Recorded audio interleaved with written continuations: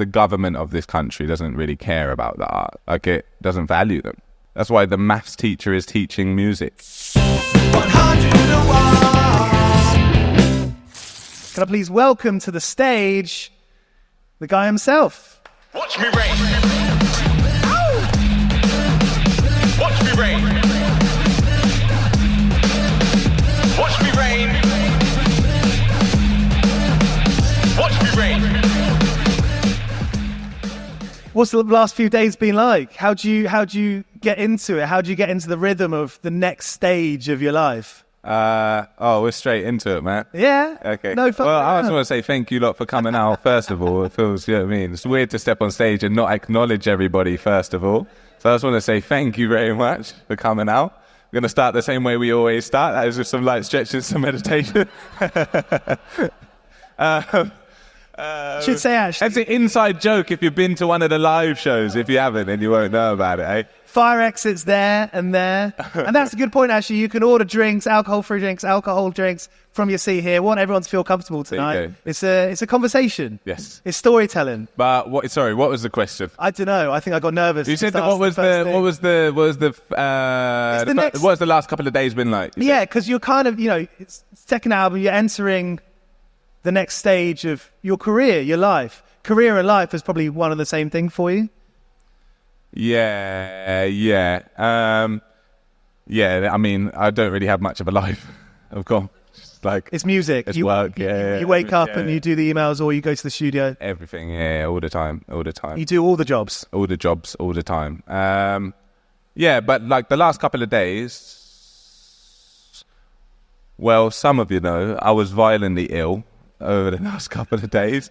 So Thursday, the day before the album, we had like some billboards go up around London, which is quite cool, and that's like a thing that we never had before. And they say something quite funny. They do. So they've got a couple different quotes on them if you see them around. So we went and we had to like take some photos in front of the billboards and stuff. And I was trying to hold down all the sick that was in my stomach the day before the album come out, and I felt terrible. And then I got home and I was like, bleh. And then and then I crawled up into bed and just sweat as much as I possibly could out. And then Friday the album came out, and I was still pretty sick, and we had to do two shows back to back in Kingston. So one was in Prism, and then the other one was at Fighting Cocks. It was just across the road. And I very nearly threw up on stage, especially at the second show. But again, managed to push all the pizza and the pasta down. Because I thought pizza would be a good idea, which I think it was. And then I thought pasta would probably be a good idea as well, because you got to eat something. But then the pasta came and it had chili on it, and that weren't great. So... yeah, and then we made it through, and it was good.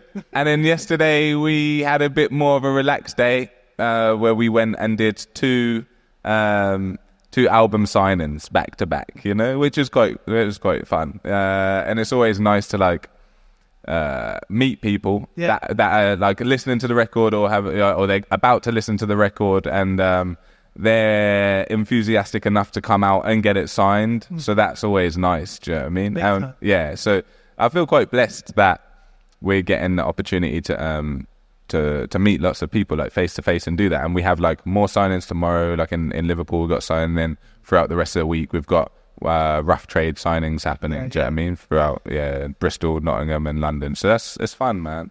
That personal connection. I mean, you live in a world of like TikTok and Instagram, and I thought you've got to be... I used to think, oh my God, I don't want to post this thing because I feel like it feels maybe inauthentic. Maybe I'm putting on this show for me, trying to work out who I am, but working out what your voice is and being the most authentic you can be on socials. Because it's quite easy to forget that it's real people. These people that you're talking about coming up and signing the record, they're on Instagram. When you're chatting to people in real life, it's kind of the most incredible mobilization tool that there is. Yeah. Instagram and TikTok. Yeah, I don't have TikTok, but because I don't know what I do on there. I don't dance really, so and I don't know what else is on TikTok, to be honest, except for dance moves.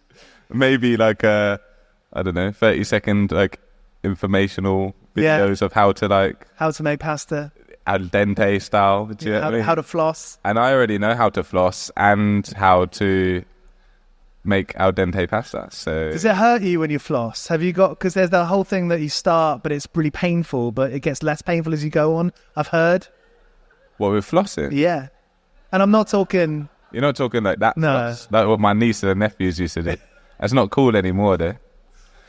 Yeah, there's new stuff in that. There's new stuff. That's why they call it flossing, because that little bit of string, that's what it's doing between your teeth. If you've got a microscope, it's flossing. It's doing that little move. Yeah. I don't find it painful when I floss. I don't really have sensitive gums. That's the quote. I ain't got sensitive gums. I've got good teeth, man. Never had a cavity. Never had a root canal or nothing like that. And you brush them. You brush them day and night. Oh yeah, of course. Do you not? No. Yeah. No, I brush them just at night time. No, you don't. Yeah. No, you don't. Yeah. No, you don't. I've never had problem, and now I've had two problems. No, you don't. No, I do. Yeah. Show of hands. Who here brushes their teeth morning and night? Who does it just morning? Wow. Who does it just night? Rah. Who does it after a meal? Okay, yeah, all right. Good. Oh yeah, it's funny how people live differently. That's a pretty good sample size, I think, like for a survey. Yeah, mad, bro. But I'm glad that most people are with me in like the morning and night. That's kind of like, I feel like that's... You grew up like hygiene. Is that because your family were hygienic? Like you were... Where did it come from, man? I love that. Yeah, my family were quite hygienic, actually. I don't know. I was on the farm. We were on the farm. Normal. It's just that, though. Hold on. What were we talking about? I think we were talking... Oh, yeah. TikTok and Instagram and stuff like that. That's what we were talking about. Boring. That's a bad question for me. I'm sorry. Yeah, I don't have TikTok. I do have Instagram. For me, though, like, I don't really... There's some things, obviously, that I don't share, but that's just because I wouldn't share them with strangers. Do you know what I mean? Like, I wouldn't tell anybody in this room, like, my address, because I don't know. Like, that's just, like, that's 101, right? I tell my daughter, don't talk to strangers. Yeah. Do you know what I mean? Like, don't tell them personal things like whatever. But serious point, like, when you're writing songs and you're connecting to people... Mm-hmm. You got to be truthful. Yeah, I got to be truthful, and I am, of course. And like, but the thing is, I suppose, like, the difference in that is that, like, I feel like there's enough distance between myself and whoever is listening to the music. And again, like, it's going through so many things. Like, there's definitely, like, there's a song that didn't make it onto this album, for example, because I was like, it's actually too personal. I'm not ready to actually talk. It's about the loss of a friend. And I wasn't ready to hand that over to people. But a lot of like the music that I make is for myself. So like this album, same as every other album, is for myself because I want to listen to music that speaks directly to me, right? As we all kind of want to, right? Like we all listen to music because we feel like it's saying something to me or it's doing something for me. So that's why the music is kind of written about my life and personal experience and stuff like that, because I need it for myself, and then other people find benefit from it, and that's great. So I'm, of course, like I suppose I talk about personal things in my music, but only ever what I'm comfortable with. Do you know what I mean? I guess you got a few stages during recording that you can sit with something. Yeah. You're like, does that need to be changed? Yeah, absolutely. For sure. And there's like some words as well. And like, even, you know, I've got to think like my daughter is one day she's going to hear the music as well. And so like, I'm mindful of that That's as well. That's the difficult thing, because you in 10 years time, in 20 years time, you're going to be a different person. Yeah, for sure. To the person you are right now. Is that a consideration? I mean, it's kind of scary. I mean, I imagine you maybe not thinking about it doesn't help that much. Well, I think like as an artist, there's people now that hear this album and think, I wish it was like We Live Here. Do you know what I mean? Like, I wish it was like the first album or whatever. We all have that with certain artists, do you know what I mean? Where we fall in love with them at a point, and then maybe like they continue to grow and we stop growing with them. It's like, it's not like the first couple of albums, or it's not like the last album they release, or whatever it is. So yeah, like naturally I'm going to be a different person in whatever. I'll be a different person in a year from now. Do you know what I mean? But I want to make music that is personal to me. And if I was to die today or tomorrow, like something that, like, again, my daughter could listen to and have an idea of, like, into like certain things in my life. Do you know what I mean? And I talk to her about me growing up and stuff as she gets older. Do you know what I mean? And like, she asks me questions about my life, and she has more of an interest in what were you doing when you were my age, and what's, do you know what I mean? And so, but I suppose like the music is a more entertaining way to talk about those things. Dance to it. You can sing along. And it's like, I don't know, there's something different, you know, kind of talking about those things in music and listening to those things in music. And I think people seem to be getting something from it, you know, which is always good. So yeah, I mean, this record, I mean, I just told you there before we went on stage, but you talked about how this record is to empower yourself.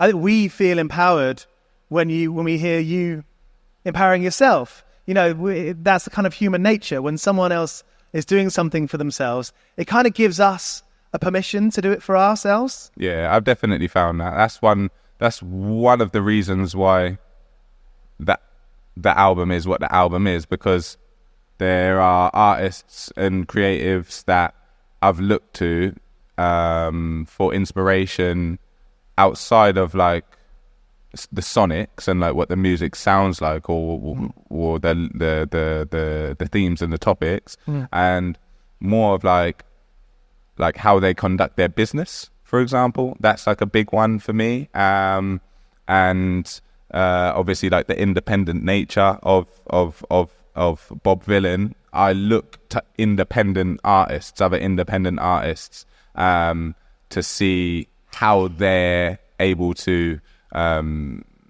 continue growing as an artist without compromising their morals or their ethics. I mean, in an industry and in a landscape that doesn't really provide you much opportunity to do that. Do you know what I mean? Like, it's at every point is kind of trying to force you more and more and more into being something that you might not necessarily be. And so I look to those artists that have, you know, empowered themselves through an independent hustle, an independent nature, or whatever, an independent mindset. And I find great inspiration from that, you know? That is exactly what this podcast is about. You know, not even just like being defiant as an independent artist, you know, because people do try and put their thumb on your head or try and define you, try and put you in a box, and that's for them and not for you. You know, sometimes it's funny how like the music industry, in my opinion, can actually kind of like eat itself and work against itself. There's not much celebration of people doing their own thing, and the people who have got through to the next stage, or whatever that next stage is, it all comes to each and everyone's own definition of that. But it's those people who are just resilient, who are just stubborn. Do you feel like you've had to be stubborn? Yeah, I said this the other day. I feel like I had to be delusional. I had to be delusional to believe in myself. I had to be delusional to think that this would work, because so many people told me that it wouldn't. And I suppose like I continue to be delusional, you know, because otherwise I don't think I would feel so entitled to a Mercury Prize. Yeah, you got posters. We didn't say it earlier, but some of those posters up and around, if you haven't seen them, is the lyric. Bob Vylan got robbed for the Mercury. Yeah, that's funny. Yeah, because, you know, but like I have to believe that within myself. Do you know what I mean? I have to believe that like I'm creating something that is worthwhile. Otherwise, what's the point of me doing it? But also, like so many people didn't believe in the band, and I tried for so long to get people to believe in the band, but actually I didn't need that. What I needed was for me to believe in it, and that's it. And so when I stopped focusing my attention outward and trying to like make people see the vision that I had, right, and like, oh, trust me, like this is it naturally just like drew people in that did believe in it. And now we have like an incredible team around us of people that understand the vision. So on all fronts, like, you know, our PR, like they understand that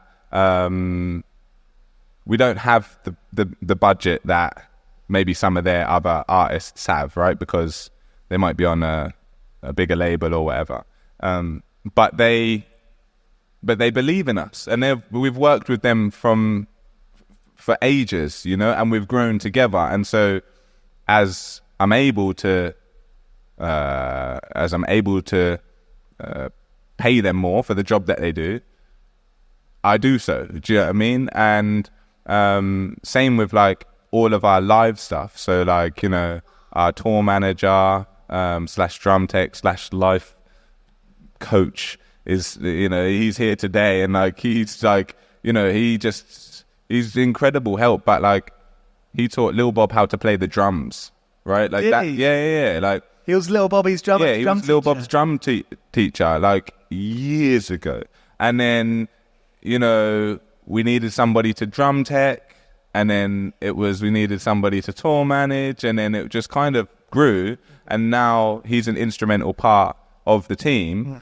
And same with like, you know, a photographer and social media person, so like, and our sound person as well, someone like Grant. Like we met him just randomly at a day festival that we were doing, and when it came time of like, oh, we need a live sound engineer, we just gave him a call, sat with him, said, okay, cool, we could sit in the van with him for a couple of hours, right? Like he seems like a nice guy. And then it just grew, and this relationship grew, and like they believed in it earlier on, because we believed in it, you know? And I think that's one of the most important things that I've learned, is that you don't need everybody to believe in it. You need to believe in it first, and a handful of people will slowly come to join you, and then it will start to like, you know, branch out, and more people will start to see the vision and see the goal. And also because, you know, nobody champions the crazy thing that's happening until the crazy thing is like this huge thing, right? Like I remember meeting Ed Sheeran when he was unsigned and still playing shows in like bars and stuff, and he had the loop pedal. And Ginger, white kid from Framlingham, which is up the road from Ipswich, which is partly where I grew up. So I met him at a pub in Ipswich, and I saw him doing the show, and people thought he was insane, bro. White ginger kid from Framlingham, singing with the acoustic guitar, but also kind of rapping.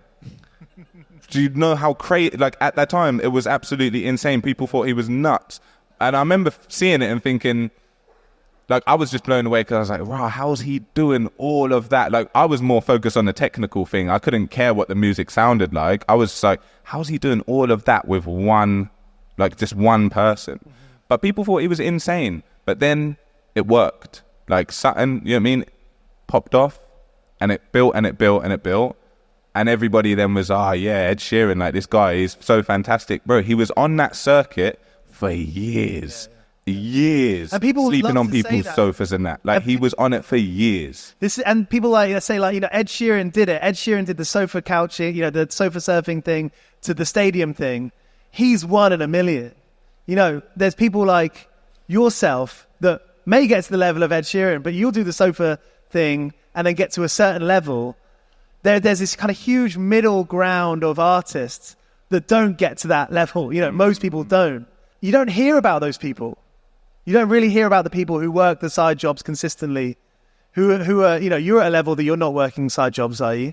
No, I don't work a side job. I wouldn't have time to work a side job and do what I do like now. So you were at the cream. You were in the kind of probably the 1%. I feel incredibly lucky. Like, I realize, like, I feel incredibly blessed every single day. Like, I get to do something that I've wanted to do since I was a child, you know? And I've worked at it since I was a child. Do you know what I mean? You were handing out your own CDs, selling them on the road. Yeah, I did all of that. I did all of, like, making mixtapes and all of that, and selling them, and like Your older sister, you were doing something with the karaoke machine, and like my sister taught me how to. My sister taught me how to MC, basically. Like, at a time when it was like grime and stuff like that, my sister taught me how to essentially like rap on beat. So I wasn't all over the place. She counted me in like 1, 2, 3, 4, 1, 2, 3, 4 here. And I was like, okay, cool, I get it. And then, like, that was when I was a kid. I've been working at this forever. Do you know what I mean? And not a day goes by where I take it for granted. I think I'm incredibly blessed, but obviously a lot of hard work goes into it. Even now, like, the amount of emails that I reply to personally that I'm on, it's not like I'm here, like, I don't know. I would have assumed a couple of years ago, if you have won an award like that, and if you've charted there, and if you play that size venue or whatever, then you no longer do any of, like, the heavy lifting. But I was so wrong. Do you know what I mean? I didn't realize, actually, in order to make it something where I can actually, you know, get by and pay my rent and stuff on, I have to continue doing that heavy lifting. Do you know what I mean? I'll get up and I work every single day. And so little of it is actually spent in the studio making music. Bro, like, so much of it is just spent doing so many things. It's just like accounting, like making sure budgets are in order, making sure invoices are paid, making sure vinyl and CD are getting to the warehouse that they need to get to. Like, all sorts of things, like getting t-shirt designs done, getting t-shirts printed, making sure that the printer has sent the right amount of t-shirts to the right warehouse, all of that stuff. And then, like, when they haven't, it's me chasing it up. It's not anybody else, you know. So all of that stuff, along with, hey guys, new album is coming out, and make sure you get, you know, and then you know, shooting the album cover, coming up with what the album cover looks like, and drawing it out and being like, this is what it's gonna, all of that, as well as making the music. And there was a time when I was mixing it and I was doing all, like, it was just, you know, can you imagine a world where you didn't have to do all of that? I mean, I'm thinking, like, in Australia and in Canada, they have more supportive systems for musicians. Right. The government can give money to help record albums. You know, Britain as a country that's like Oasis, Blur, Stones, Beatles. As an artist now, there is no real support, nurturing, inspirational, like, physical stuff. Just like maybe a doll money or something if you can prove you play a certain amount of shows a year. You know, just 100 quid a week would make such a difference for thousands of people playing music. Yeah, I mean, this country doesn't really care about the arts. Like, it doesn't, like, I mean, the government of this country doesn't really care about the arts. Like, it doesn't value them. That's why the maths teacher is teaching music. Do you know what I mean? It's like they're cutting all of that. They've been cutting all of that. That's why, like, the youth clubs that had, like, the workshops to learn to DJ or produce or whatever, play guitar, and you could maybe start a band, well, they're non-existent. It's just the country doesn't really, you know, the government doesn't really care about it, doesn't value it. Remember, was it during COVID when they were, like, retraining? Yeah. The retraining adverts came out, and it's just like, if you were a ballerina, you might want to retrain. If you were a dancer, do you know what I mean? It's like, if you're a musician, you might want to like think about getting a real job. It's like, well, okay, that kind of tells you all you need to know. Do you know what I mean? It's like, it doesn't really see it as anything worthwhile. But me, I don't know. It would sound great. I would have so much more time if I didn't have to focus on all of that stuff. But then, I don't know. It is what I know, and so it is what I do. Do you know what I mean? There's a bigger picture there, I think, as well, because it's not just about the individual musician. It's the label, or it's the booking agent, or it's us coming to shows. Like, there are always going to be different scenes in small towns. If you live in a commuter belt town, and they'll have that one promoter, that guy or girl a few years older than you at school, that puts on gigs at your local community centre, and then they go off to uni or they go live somewhere else, and that scene disappears. Like, what you're saying there about how the government in Britain obviously doesn't care about the arts, that has such a huge knock-on effect to that one 15-year-old in Worthing who needs something to do on a Friday night that keeps them, out of trouble, gives them something creative to do, something positive to look forward to, and try and build a career in the arts. You know, that really comes down to a personal experience of being in the UK. Yeah, for sure. But I do think to a certain extent, though, is like, if you want to do it, you will do it. Because I didn't have a ton of access to things that like got me to, do you know what I mean? Like that helped me get to this. Like I kind of just had like a delusional attitude towards things of like, no. I see fucking Hanson on the TV and they look about the same sort of, or whatever, do you know what I mean? Like they're all young and singing bop. And I thought, well, if they could do that, then why can't I do it? And it was just always that way. I saw So Solid Crew on the TV and I thought, they're English, they're going to collect their MOBA award. Why couldn't I do that? Why would I not be able to do that? Like, so I do think... If you want it enough. To a certain extent, yeah. I mean, like, obviously things are situational and circumstantial, and like some people, they're going to be in, like, I'm lucky, whatever, I had a sister that would teach me how to rap on beat. If I didn't, maybe I'd spend my whole life rapping off beat. Like, I don't know. So obviously, you never know how like little things might have played a part in the whole bigger picture. But I do think that despite the government's lack of interest or care for the arts, if that's what you want to do, that will not stop you, right? Because when does the government's lack of interest in your life stop you from doing anything else? Do you know what I mean? Like, I don't know. I didn't see the government said that like you can't steal. I saw plenty of people thieving when I was young. Do you get me? It's like, we don't care, bro. What's thieving? Stealing. Right. It's like, it's not flossing. Yeah. He thought we were going on to oral hygiene again. He thought, this is where the big bucks are. But, you know... looking for a new sponsor. Oral-B. Oral-B, there you go. Yeah. Listerine. Oral-B sounds quite a good MC name, actually. I guarantee you there's a garage MC out there, someone, or a drum and bass MC called Oral-B. Absolutely. Barry. Oral-B. His real name is Barry, but as he calls himself Oral-B, absolutely guarantee. 100%.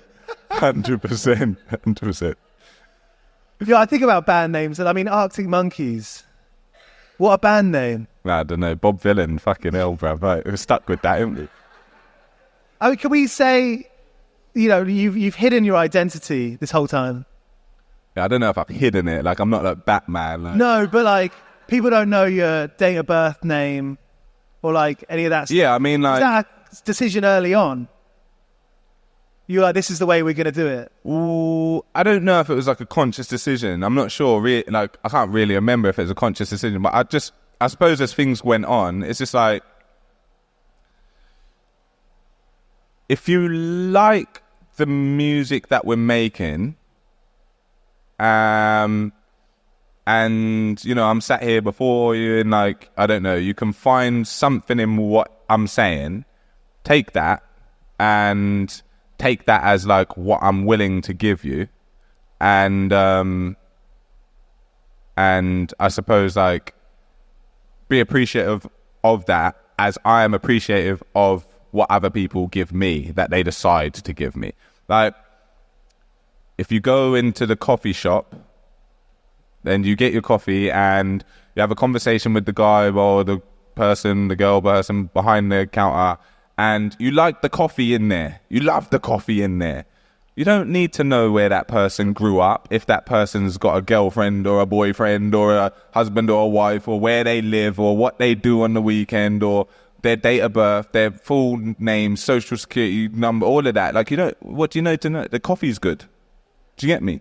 If the coffee is good over here, take the coffee. If not, go down the road and get it somewhere else. And that's kind of how I feel with it. It's like, if you like what we're doing, take what we give you. Because I also see there can sometimes be an entitlement that we all have when we feel a connection with someone to know everything about that person.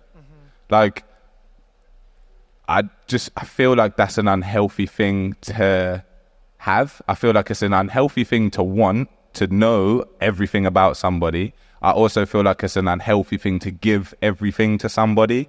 Like in a 50-minute podcast. Exactly. And we're talking about my oral hygiene. Do you know what I mean? But, you know, like, I don't know. Like, so for example, like it took a long time for me to bring my daughter on stage, right? Because I kind of, like, that's the most important thing to me ever in this whole entire world. Like, you know, like that's my whole life.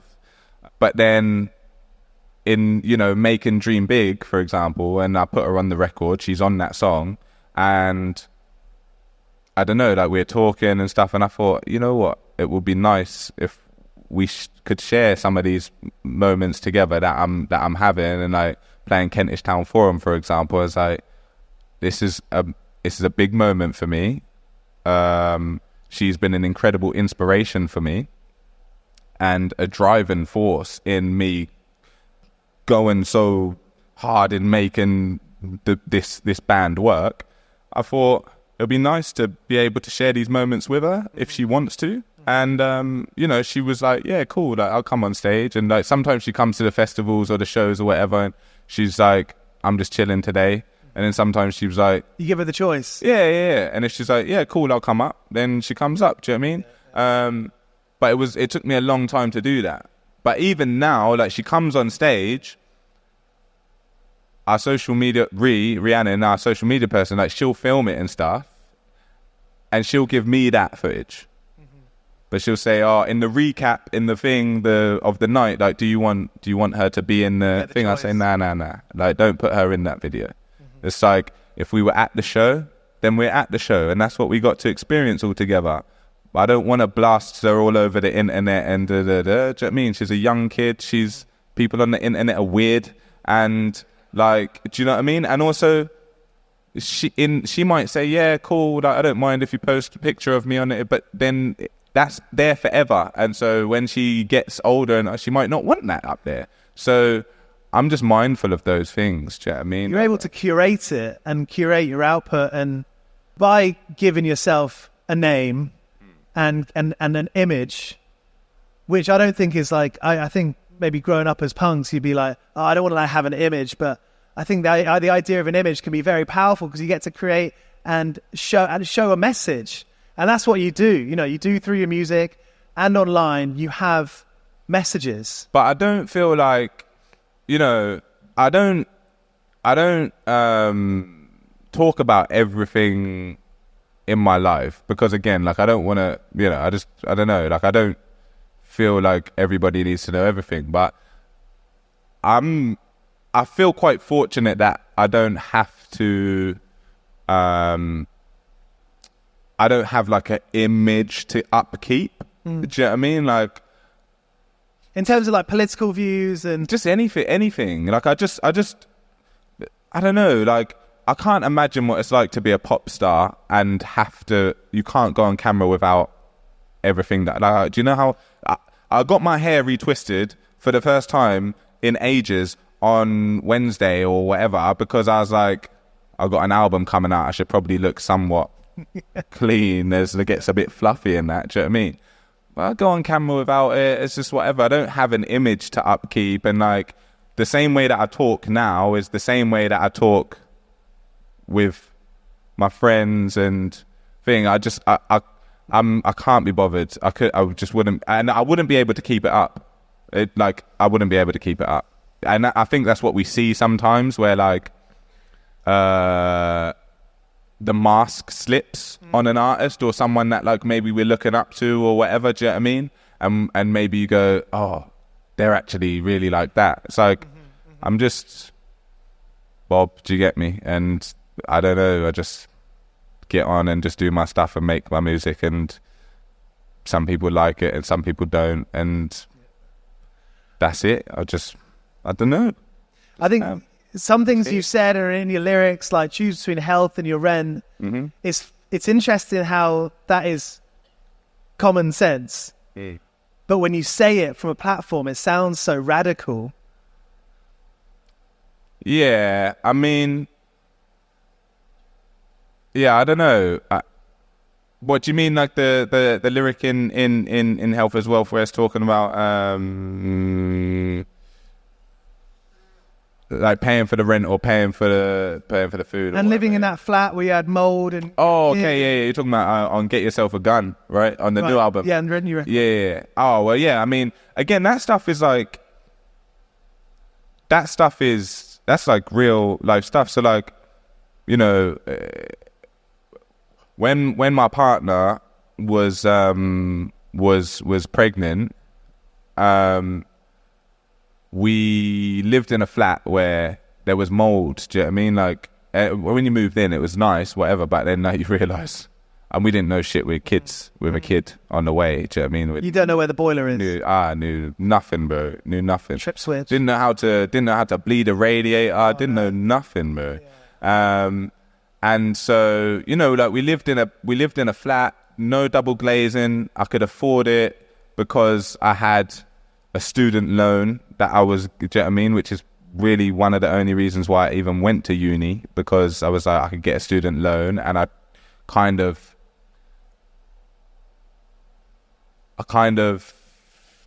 didn't want to continue with some of the career options that I had at the time. And so, you know, we lived in a place and winter come, double glazing isn't there, and it's just fucking bullshit windows, and there's mold and da-da-da-da-da. And one day we're out, the extractor fan catches fire in the bathroom because the landlord fucking fixed the dodgy one in there with like a handyman that kind of like, he would do everything. You know, like if one person does every job, they don't know how to do any job, bro. Like they don't know how to do it. Even I have to delegate certain things. Do you get me? And so I'm like, I see this motherfucker come in and like, he'd be the painter, he'd be that, and he would bleed the radiator, he would change the thing and da-da-da-da-da. Do you know what I mean? Like, he put an extractor fan in the bathroom. We went out, it caught fire, neighbour rung me, yeah, there's a fire at your place, I think there's smoke coming out, we were far away, we come back, see fire brigade is like broken into the house to like extinguish it or whatever, everything's black, walls are black, clothes black, covered in, like, it's crazy, and we got like a newborn baby at the time, and I was just like, I don't know what to do. Like, no one's taught me this. I don't know what to do, and I don't have anywhere to go to. It's like I have nowhere to go, so I don't know what happens now. That's terrifying. That's a terrifying thing. Yo, as two kids with a newborn baby is absolutely terrifying. And the landlord just did not care. I'd never met the landlord before any of this. I never saw him. I was talking to the estate agent, as they like to keep a thing in between. I was, you need to pass me on to the landlord. It's bad in there, bro. Like, there was a fire. Do you get me? Someone is going to have to come and clean this shit up. And I managed to talk to I was talking to the estate agent, and I was getting quite irate, and I say, yo, look, you don't know what damage has been done in the place yet. So if I go back there and I burn it further, you're not going to know what was done before and after.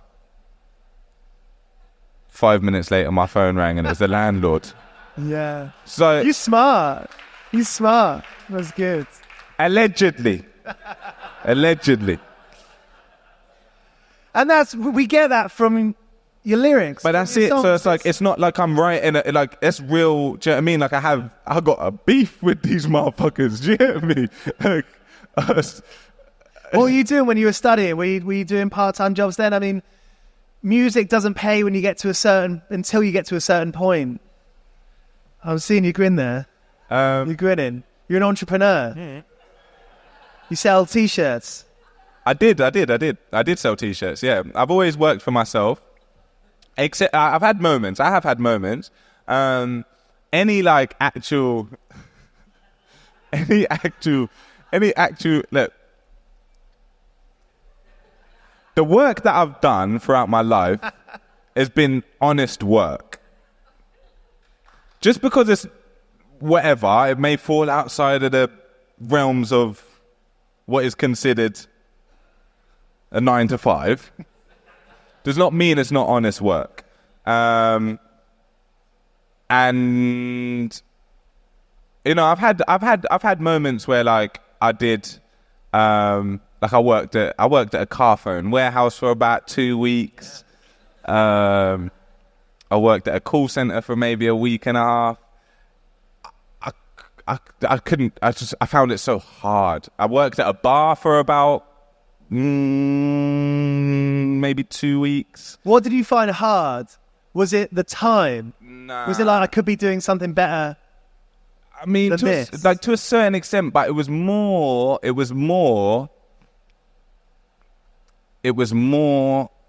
I suppose, like the feeling that I had of like, you see the way people talk to people in like In a service scenario. Oh man, That's it's just wrong, it can isn't be it? brutal. Like I don't know how to deal with that. I don't know how to deal with that. How do you deal with it though? I quit, bro. You tell it to shut up. Oh nah, no, don't do that. I don't. But that's the thing. You're not rude. Nah. I leave before it gets to that point. That's what I had to. I've always had to do that because I that's a skill that I do not have. I don't possess that skill of being like, I don't know. Like some people, they'll go to work and then like they'll come home and they'll be like, my boss is such a dick. They said da da da da da da da, and I get it. Like, you know, people have to do. You have to do what you have to do, and I've been in those positions. Do you know what I mean? I've done what I've had to do, but I've just always felt like I'll find something else. Like if I have to stay here and that person is going to talk to me like that, I'll just do something else. I think a lot of people have the fear that they couldn't do something else. Yeah, no, I don't have that fear. Like even if I don't do music, I'll do something else. Whatever I want to do, I can go and do that.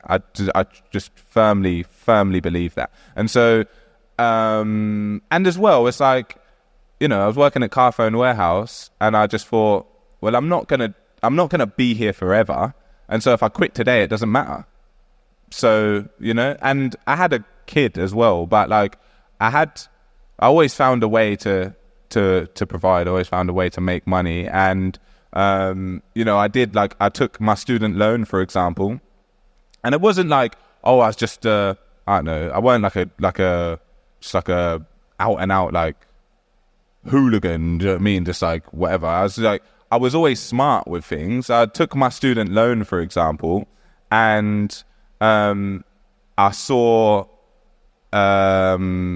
vintage clothing was becoming really popular, but vintage designer clothing was becoming extremely popular. And then I'm lucky that my dad growing up, I saw my dad buying a lot of vintage clothing. Like, it weren't vintage at the time; it was brand new. Do you get me? But like, he was buying like a lot of Moschino and a lot of Versace and a lot of Iceberg, and like all of these kind of like cool, like Armani and all of these things. He was a plasterer, so don't ask me how he got the money to do it. But you know, so I saw like, oh, okay, these are like, they're nice clothes, right? Like, I was always fascinated by them. And he would give me, I remember he gave me a jacket before, and I was like, yeah, I was a kid. I didn't, you know what I mean? But I just knew, yeah, this is nice. And so I took my student loan and I started buying vintage pieces like this one that I'm wearing. This is like this would be from like early 90s. This two-piece. What is that? This is Moschino. So I would buy pieces from like eBay. I would go to second-hand shops, you know what I mean, like charity shops. I'd find vintage wholesalers, and I would travel around. Like, I was doing all of the jobs. I was buying the clothes, I was sourcing them. I'm trying to make relationships with people that, like, I would be the first person that they ring if they get this thing in. Who are these people? Like, people we see on the market or shops? So who are these folks? So like, some of them are like, for example, there's one in South London somewhere. I think it was in Peckham, and it was just like, it weren't too dissimilar to like a space like this. It was just a massive warehouse with just crates and crates of things. And it was like women's wear, men's wear, and I just go through all day. And some days I'll go through and I wouldn't find anything. And some days I'll find one piece, or I'd find a couple of pieces.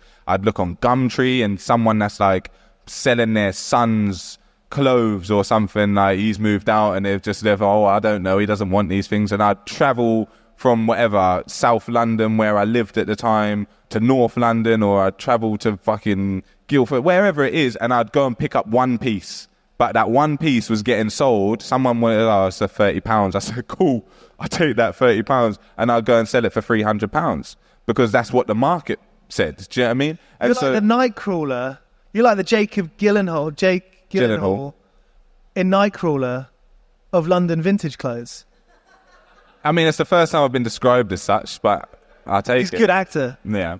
But that's what I did. So I did that with my student loan, and I made the website, and I made the Instagram account, and like I promoted the website through the Instagram account, and I made it like some people were selling through Instagram. And I always thought, that's dodgy, man. Like, I don't know about people wanting to do that, right? So I made a website because I thought that would look more official. So I made a website. You could pay through PayPal, and that's what I did. And I did that when I was at uni so that I didn't have to get a summer job. I saw everybody else getting a summer job, and I thought, actually, I could do this and I could avoid that.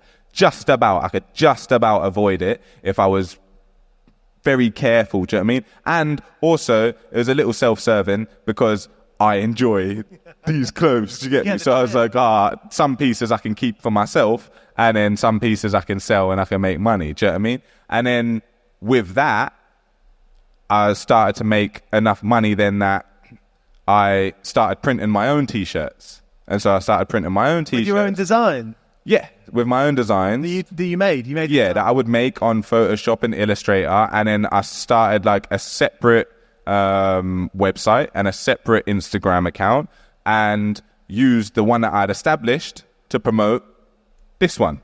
And because it was easier, because I realized people started clocking on, and like the vintage stuff just got saturated, and it became harder and harder and harder to find pieces, and it became harder to find pieces that I could get for cheap enough to sell for, do you know what I mean, enough to make money. So I thought, okay, cool, if I create my own designs, I could just do as much as I want, do you know what I mean? So that's what I started doing, T-shirts and hoodies. And I did that for a while, and again, that provided me like another year or two of without getting a summer job and stuff at uni, and allowed me to be at home with my partner and my daughter, and not have to go to like an office or, you know, a bar or A whatever. lot of those skills are transferable to being in a band. Yeah, 100%. And a lot of those skills came from things I was doing before. Do you know what I mean? Like, Yeah. it's just learning these things and figuring out what it is that I can put into what I'm doing now. So maybe one day if you know, I don't do music or I'm not in a band or we don't want to play anymore, what have I learned? And so that's what I'm doing with the record label, with Ghost Fear. It's like everything that I'm doing for Bob Vylan, one day I'll go and do that for other bands as the record label. So learning how to chart register an album, for example, I had no idea how to do that. I had no clue. And I rang everybody to figure out, how do you chart register an album? How do I make sure that if it gets sold, if enough units get sold, it's going to land in the charts? I figured out how to do it, and that was on the last album, On the Price of Life.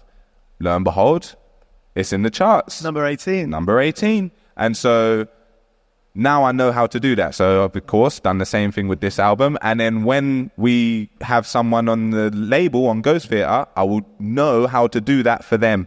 I won't need to do it for myself anymore, because maybe we're on a hiatus or something or whatever. And all of these things, putting together things for press or shooting music videos or all of this stuff that I've done, I'll use it for other bands. No one teaches that. I mean, maybe like at some music schools, some music business schools, they teach that. But learning it yourself and learning to actually like do it and make it work, you know, it is doing what you're doing.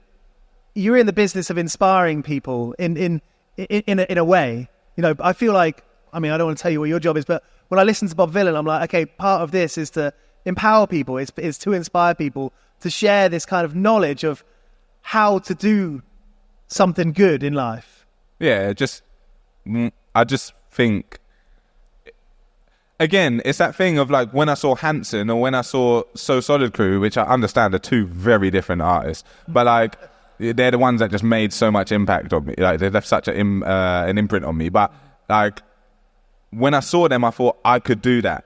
So I suppose I just hope that if somebody is in a band and or is an artist or whatever, and they see Bob Vylan, I hope that they see us and think I could do that. Especially because we don't have the label and we don't have this huge budget and we don't have all of these things. And like,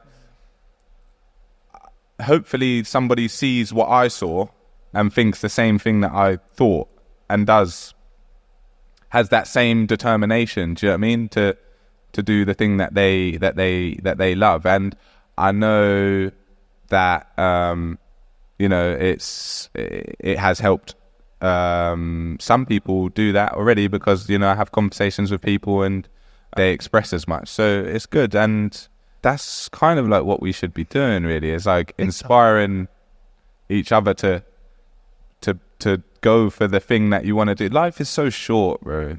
It's so short, and I never wanted to spend it at Carphone Warehouse. I didn't want to do that. Do you get me? And like, for some people, that's cool, but I just didn't want to do that, and so I just decided not to quit. And that's really, I think, it's kind of like the main thing, is that I just didn't quit. I didn't quit when everybody was calling me crazy and it's not going to work and all of that. I just didn't quit. It's becoming more and more out there. Like last week or the week before, there were lots of bands and labels and managers in Parliament at Westminster talking about how do we keep independent venues like the one we're in today a lot, like keep going, because there's so many different venues that around the UK are struggling, and those are scenes, those build up exactly what you do, what I do, what everyone here is a big fan of. Do you have any like opinions or big like ideas about how we can? I don't want to use the word save. It sounds a bit sensationalist, doesn't it? But how do you keep that stuff at the foresight in the front of people's minds? You know, because things like that do need the public support. Yeah, they do, and because they need public support, they should have government support, but we're never going to get that, so we can't rely on it. It's not going to happen. It's not going to happen. You don't think that they'll, even with a Labour government, none of that stuff will happen? What Labour government, bro? I don't see no Labour. Yeah. Keir Starmer's. You don't see the Labour government around here. I don't see the Labour government, bro. I don't know what that looks like. Yeah. I don't know what that looks like. We're not going to get that. We're not going to get governmental help. So it's for us to do for self, right? So, again, like it is. Yeah, of course. Like the public have to do something, but as artists, we also have to, like, it's for us. It's on us, right? So, you think it's your responsibility? yeah, if you care about independent music venues, then yeah, 100%. Like, if you don't, then no, I guess not. But like, we made our bones playing independent music venues. That's how we came up. Our first show was at the Beehive in Bow, the back of a pub. Do you know what I mean? Like, That's a good pub. it is. It's all right. It's scary. I like scary pubs. It's where we also shot We Live Here. In that was the pub that we shot We Live Here in. And you know, like playing 100 Club, for example, like that was a big moment for us. You look on the wall and you see all the artists that have played there, and you're like, wow, they're gonna let me play here. So it's important to make sure that like you're going back to places like that. And obviously it gets hard because there becomes like, that is when the business side of stuff enters and your agent starts to go, well, you can't play that small venue in London because we're going to put on a bigger show in London and that's going to hurt the sales and da-da-da-da-da. But you just, I don't know, it's just like finding clever ways to go about doing that. Do you know what I mean? And so, again, on Friday, we did 2 shows. We did Prism, the bigger venue. Then we did Fighting Cocks the same night. It's 150 cap. Probably the biggest show that they'll have there this year. Do you know what I mean? And everybody's excited. The venue's excited. We're excited because we get to go and play these small venues again where there's no barrier, which is something that we love. And, you know, when you do like a Kentish Town Forum and stuff like that, it's great because you can have the production and we get sparklers and smoke machines and we've got the lights and da-da-da-da. But there's a distance between us and the crowd, and that's, we get used to it, but it's not how we started. Do you know what I mean? Mm-hmm. So we do Fighting Cocks.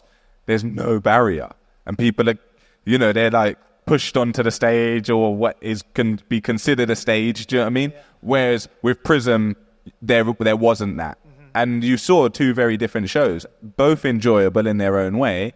But you know, Fighting Cocks, that's a great night for everybody. Do you know what I mean? And for the venue, it's brilliant. So finding ways to do that is, I think it is important for artists that did make, especially if you did make your come up was through those smaller venues, then yeah, it's definitely important. Some artists, they don't have that history, right? Like their first show was, I don't know, supporting fucking Rolling Stones or something because so-and-so is their manager and whatever, I don't know. Like, but we didn't have that. We built it so slowly through these venues. So for us, it's important. And we're like,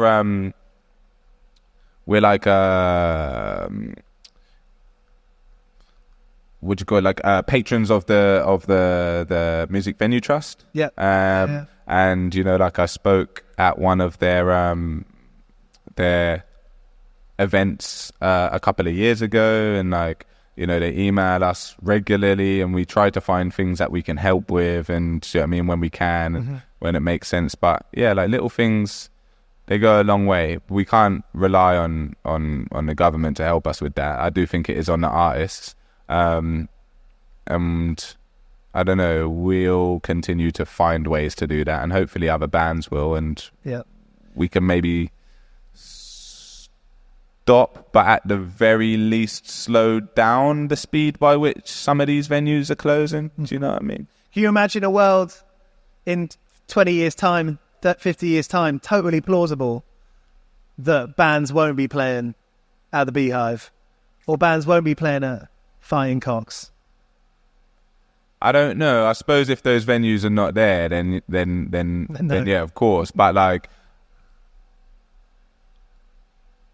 I don't know. People are always smaller bands are always going to need somewhere to play, right? Like, if you can fit 50 of your friends and friends into a room, the 100 cap room at the back of the pub is perfect for you.